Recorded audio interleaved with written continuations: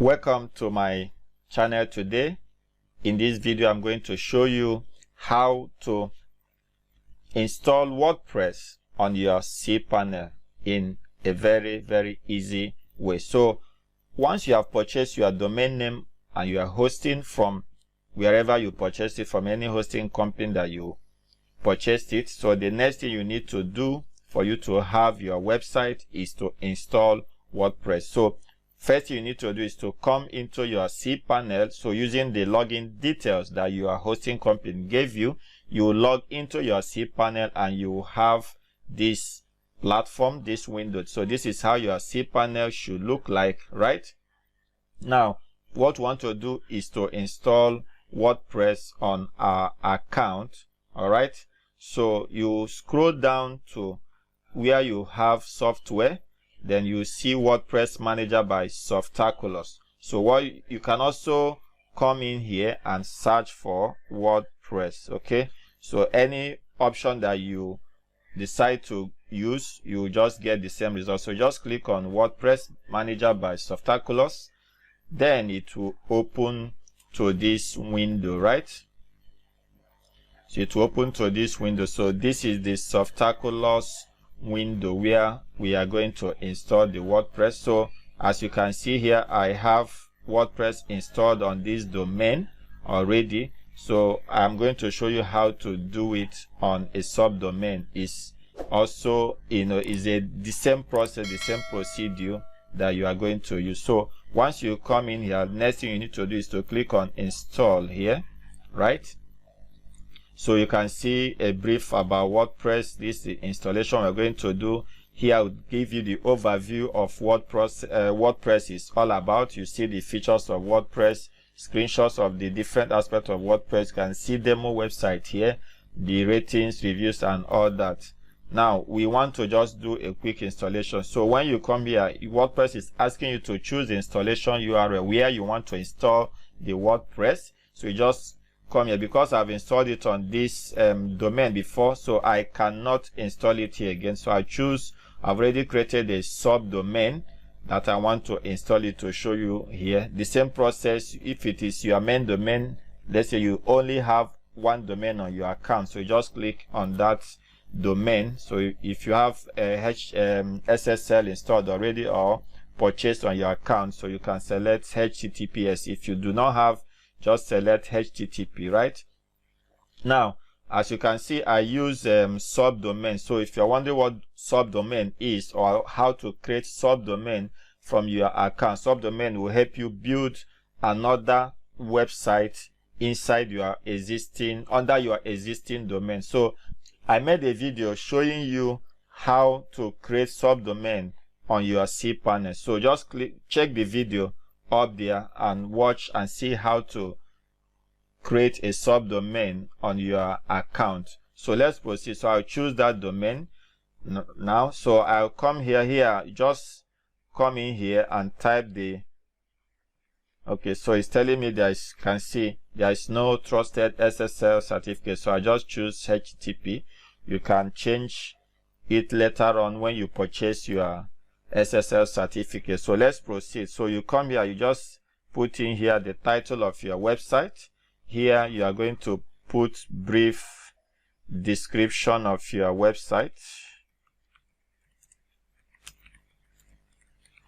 So this is not what you are writing, so I'm just trying to tell you what you are going to write here. So under admin, please, this is very important. So don't use this admin that WordPress suggested. This is the default or common username that most people use, but it is very wrong for you to use it, because hackers know that many people use this username. So it's very easy for them to hack your account or to try to hack your account if you use this admin username. So use something else, right? Use something else that is different from that admin. Okay, just use something else that you can remember and that is very easy to also use. Next thing is your password. So WordPress has suggested a very strong password. So your goal here is to get from 80 to 100. So if you want to change this password, so ensure that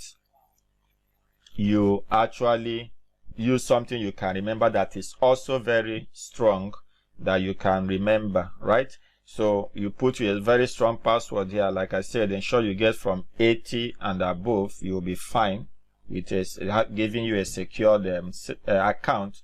Now, next thing you need to do is to put in an admin email. So this admin email is where WordPress will be sending you, maybe if there is any update, security issue, or anything that is happening to your website. So here is where they are going to send you the email. So they assume that you have this email, this admin.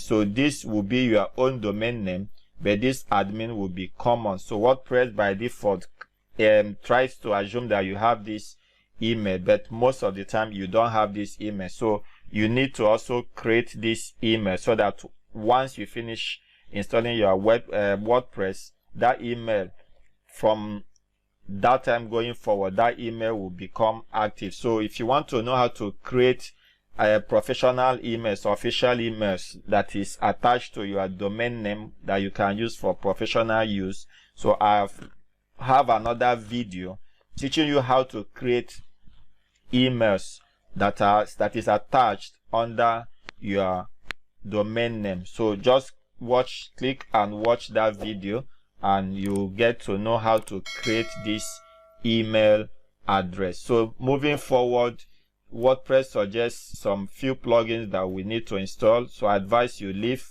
the suggestions they made. Then you can also add this. This also helps you to easily use a page builder on your website.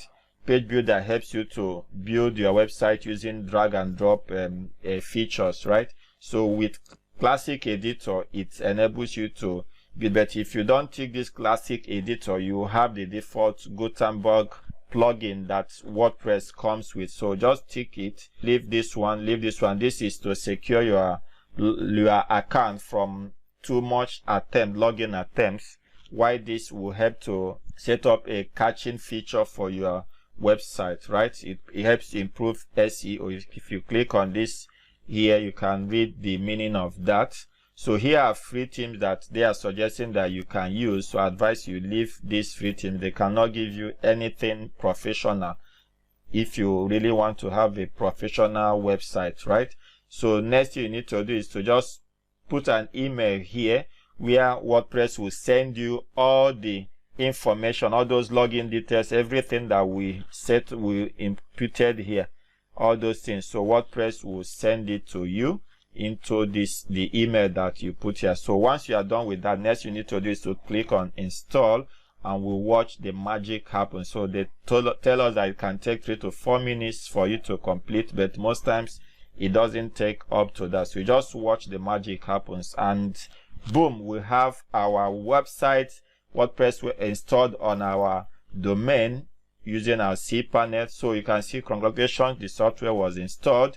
So WordPress has successfully been installed. So you can click here to view the front end of the website, while this will show you the backend automatically, the backend of the website. So you need to take note of this WP-admin. So that is how you are going to be logging into your WordPress website going forward. So anytime you want to do anything at the back end of your website, you just ensure that you put /WP-admin after your domain name, and it will take you to your website. So this is what you should see once you finish installing your own WordPress, right?